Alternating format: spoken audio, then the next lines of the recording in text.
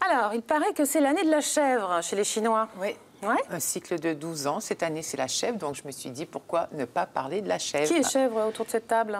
Qui a 48, 36 par cycle de 12. Non, voilà. alors plus ou moins, apparemment. Bon, ben voilà, ok, on ne va pas vexer les susceptibilités. On va parler de la chèvre, du fromage de chèvre, parce que j'ai cru comprendre que la France est le premier pays producteur de fromage de chèvre au monde. Oui, premier producteur au monde.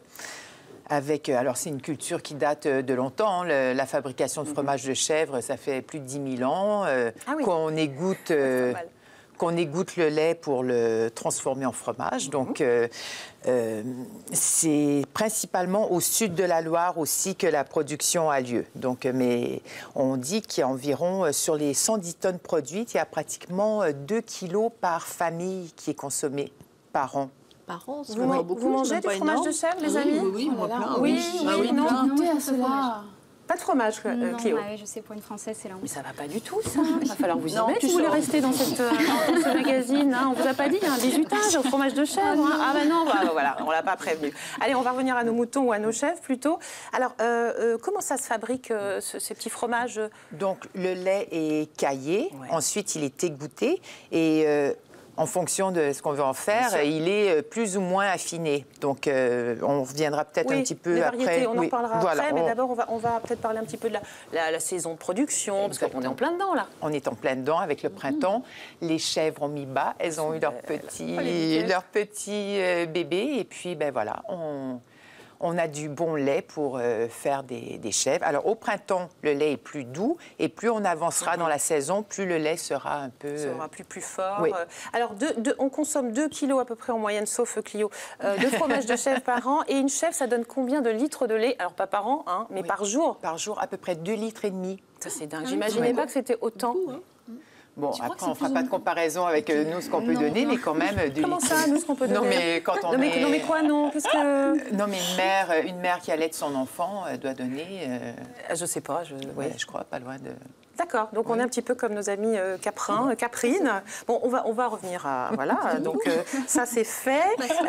Les variétés sont très nombreuses et c'est ça qui est merveilleux dans le fromage de chèvre, c'est qu'on a des pâtes toutes molles, toutes douces, toutes fraîches, et puis on arrive sur des choses très corsées. Oui. C'est ce que vous nous avez amené d'ailleurs. Bon, alors on passe du... Il y a des noms très locaux, très marrants, les boutons de culotte, les bouchons, tout ça. Là, je vous en ai apporté 4 différents, juste pour faire un petit... Mais sinon, le plateau aurait pris... des bordes, hein. Voilà. Table, hein. Oui. Alors, on a un chèvre frais, tout frais, donc qui se suffit à lui-même.